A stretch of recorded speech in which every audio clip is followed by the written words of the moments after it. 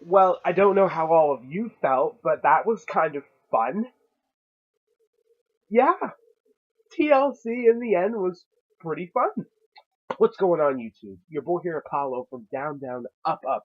It is good to see all of you once again, and here it is time to discuss Tables, Ladders, and Chairs 2017 in depth a little bit.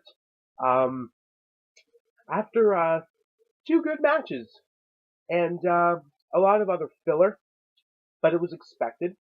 But it goes to show for the Minneapolis, Minnesota crowd that a good main event can save the show. So let's dive right into this. Because TLC was a weird night.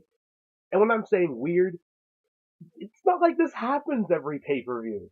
So let's go. Let's go. First of all, I'd like to state, man, I really was like down and out. I was really drowsy in my other predictions video for the show. I didn't want to correct it though. Once it was announced on Friday that AJ versus Finn Balor and Kurt Angle joining the Shield was actually gonna happen, I was like, you know what? No, I'm not. I'm not gonna correct myself. I'm just gonna wait and see what happens and let it fly.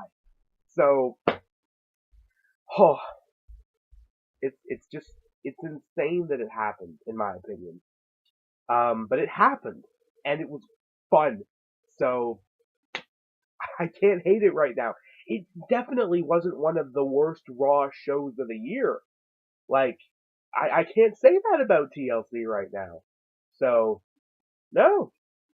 Battleground 2017 was a lot worse. A lot worse. Alright, let's go. One more delay.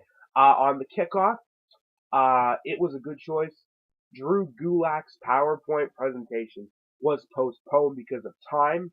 Well, that was the reason on screen. He came out, started shouting in his megaphone, excuse me, in front of the kickoff analysis, and on and on and on. Just good first character. Um, and then Elias Sampson went up to Kurt Angle and demanded time on the show to sing. He was allowed it, but Jason Jordan wasn't very happy about it. And throughout the whole night, not just on the kickoff, Elias would come out and sing, but then Jason Jordan would come and throw vegetables at him. What? It was weird, but it was funny. It seemed like the crowd was enjoying it. Yeah, that happened twice, and then the third time it turned into a match, and I was just kind of hoping Jordan would pick up a win, and he did.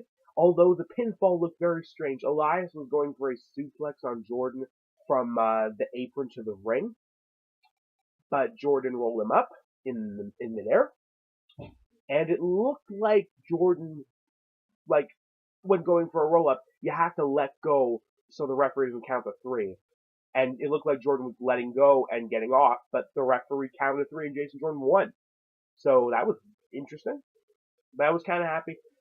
Jordan needed the momentum, so I'm kind of happy he won. And again, sorry about this lighting still.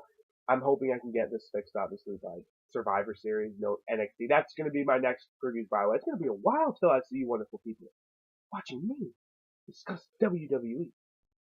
Yeah. Anyway, moving on. The kickoff match was Sasha Banks versus Alicia Fox. No surprise here. It went on for a good 10-ish minutes, I think. Yeah, around there. And Sasha Banks picked up the win. Nothing else to say. They didn't swerve in any way. Sasha Banks just won. Smart thing to do. Then we move on to the main show, and it kicked off the way I was kind of expecting. Um, Asuka. So Emma Asuka. Now, a lot of people have mixed feelings. It's good, obviously, that Asuka won, but it it doesn't feel like it's the same Asuka. Not the the destroyer, but that's just the thing. Everyone needs to remember Asuka has been moved to the main roster now. She's not going to be the same as she was in NXT. Look what happened to Shinsuke Nakamura. I'm just saying. At least Asuka has not been booked terribly into the ground yet. I'm a little bit worried though after that match. It's good to see Emma get some spotlight, but in all honesty, Asuka should have won that match in less than 4 minutes. just opinion, and we'll see where it goes. And then moving on, I think the second match of the night we had the cruiserweight tag team match. Um, I I honestly kind of forget with my predictions video. A lot of people were kind of thinking the heels were going to win, Kendrick and Gallagher, and I was thinking that too. But because of my predictions later in the show, I think I picked the faces for my predictions video. And if I did, then I'm happy because they did win. Rich Swann and Cedric Alexander did win, and it was a decent match. Don't know what kind of momentum else is going to Gallagher and Kendrick right now. They changed Gallagher's music, which stings a little bit. You know, I like his music. But not much else to say. Yeah. Good seeing Swan and Cedric pick up a pay-per-view win, though. That's good. And then moving on, I think we then had the Raw Women's Championship matchup. And it was good. It was about time Bliss and Nikki did have a one-on-one match on pay-per-view for a title. And no complaints. Alexa Bliss won, hit the DDT, and she's still the women's champion. No surprises here.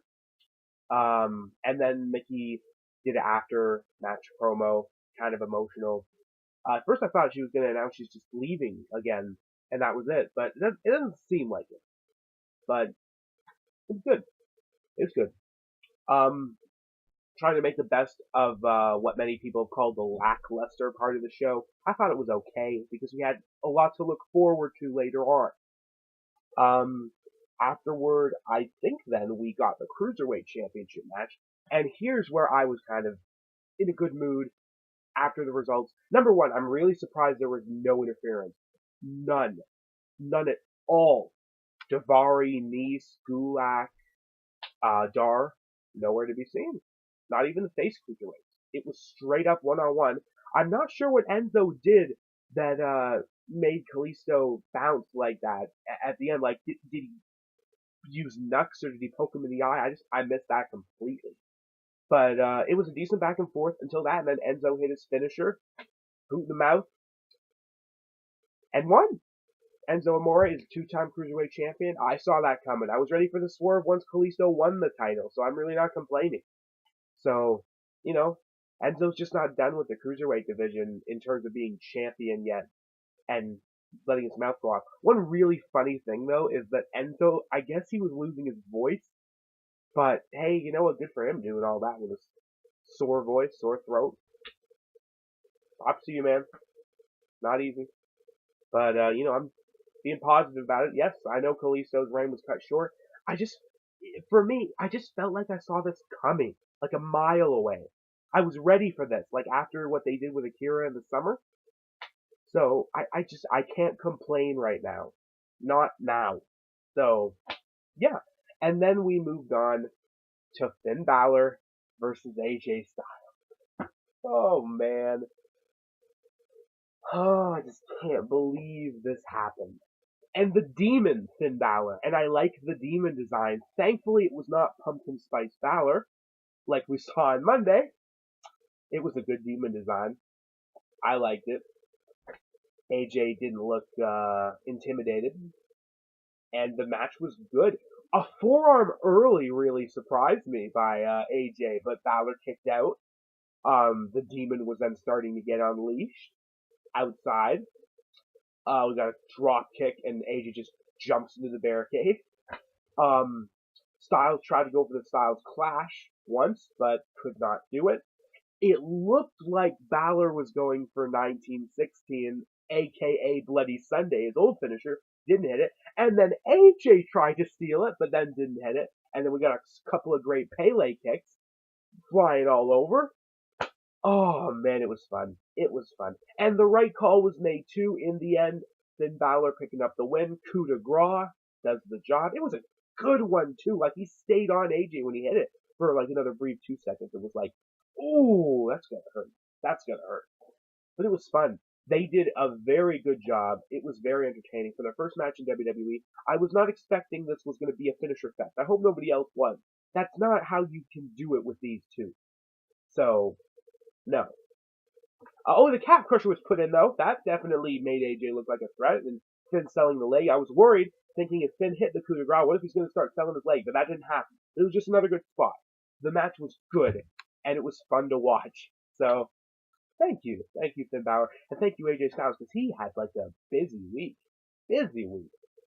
Um, and then the main event, one of the weirdest I've seen for a few reasons. So let me try to get all of this from my head in order. Um, Kurt Angle came out in Shield attire with the Shield through the crowd. That was pretty funny. I know probably a lot of people wanted him to come out in his ring gear and, just be Kurt Angle. But I'm kind of happy they didn't do that because I want that saved for when he actually returns to the ring through a build-up. So, I'm happy about that. The Shield Kurt Angle, that was pretty funny. Oh, and it was cool. And it was pretty cool. So the match started off with The Miz and The Miz Taraj, everyone in the ring. Sorry, I'm just going to call the heel team The Miz Taraj, which is easier. They were all in the ring. The Shield 2.0 came in with chairs, surrounded the ring, and then just went to work. They had good control of it for the first 5-ish, 7-ish minutes. Strowman, though, was a big factor in breaking things up. And at one point, Strowman and Kane were on the announce tables, and off goes Seth and Dean from two big ladders. But Seth scared me when he did a frog splash and put Strowman through the table, but then he started grabbing his knee. Oh, oh no. Oh, please no. If Seth is injured again, I don't think I can handle that. That would be awful. That would be terrible. I hope he's okay. And it seemed like he was okay for the rest of the match. The Bar then tried to get some decent control out of it, but the Shield were holding on until Strowman and Kane did get up. And then Strowman would put Kurt Angle through a table, running Power Slam. And apparently that required medical attention. Kurt Angle was carried to the back, not stretchered, but carried. And he was taken out of the match for a good chunk of it. So then, we got to the point where Kane accidentally hit Braun Strowman with a chair. And the face-off was on, and there goes your rumors thinking, oh yeah, somebody is going to cost the team the match, Kane or Strowman or whatever. But nothing happened yet. The match then went all around for a bit. They really destroyed Dean and Seth for a while, until up at the stage, a garbage truck showed up. Miz wanted to throw Rollins and Ambrose in the garbage truck. Rollins and Ambrose said, nah, and jumped off of the truck onto for the competitors, then tried to get Miz down single-handedly, but no, couldn't happen. Kane set up, I believe, and tried to do. He was trying to do a chokeslam, but then the Shield worked together, going for a double suplex through a table. Then Strowman gets up.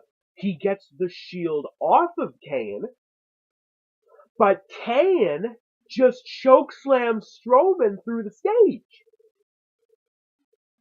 Where did that come from? That really threw me off. Because in my mind I was thinking, okay, maybe one of these two is eventually going to cost each other and the team something. But where did that come from? Strowman did Kane a favor, and Kane didn't care.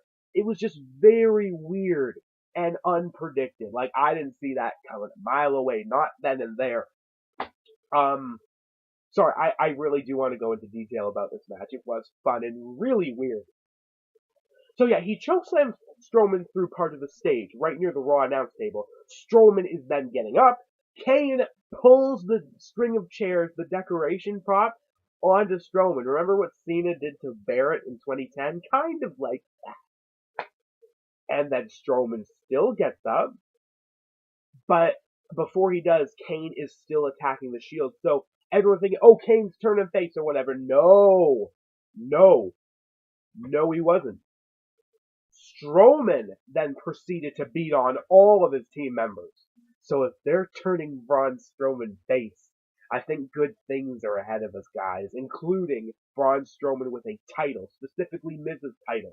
That's something I want to see. If Braun gets his hands on that, he is not giving that up. in months, man. Like, you can't have Strowman lose that title. But you never know. So then, Miz's team, though, was able to prevail and get Strowman into the garbage truck and keep him in there. And the truck is then driven away. So that took care of Strowman. Shield then trying to come back. Then Kurt Angle's music hit. He comes back out, still in his Shield gear, hurting. Angle slams Sheamus and Cesaro outside. And then it's the matter of taking care of Kane. Chair shot after Kane tried to hit a tombstone on Angle. I knew I couldn't go through this whole thing without coughing. And then Miz was alone, scared, surrounded by the Shield. It was a finisher fest then. It was Seth's knee, Dirty Deeds, Angle slam, and then the triple powerbomb was hit, and Kurt Angle got the pin. Oh, man, it was a good night. It was funny, it was weird, but it was just more entertaining. So, I didn't hate TLC. Even like the lower class matches, I look at them positively, just because, again, it's what I pick to win. That can help me enjoy a show more, obviously, and the main event and the semi-main event. So, it was a good show. I liked it. Personally, I liked it. I think it was a good show. And I look forward to what's going to happen next, as now the wait for Survivor Series is on. The wait for NXT War Games, I can't believe that's still a thing, is on. So, yeah. Thank you all so much for watching. Leave your opinions in the comment section below. Let me know what your favorite part of TLC was. Did you still enjoy it? Even though there was only one match with tables, ladders, and chairs, I still did. I still thought it was a good show, which is surprising, because for a show called TLC, there's only one match with TLC. That is quite silly, but, you know, it happens. But again, thank you all for watching. I will see you in about a month-ish, unless something else goes on I have to make a video for, which at this point I can't think of. I don't think I have any more Eddie Guerrero videos for now to post. It is a busy time for me right now, but another year's gone by, Eddie. We miss you. We love you. Thank you for all you've done. If you're curious, I do have a whole lot of Eddie Guerrero remembrance videos. I love reviewing his matches. The guy has amazing talent. That's what I used to do for November on this channel. This year, just looking forward to War Games and Survivor Series. I will see you all in about a month. Thank you all for watching. I sincerely appreciate it. Enjoy your day. Enjoy the rest of October. Enjoy Halloween. Keep it real.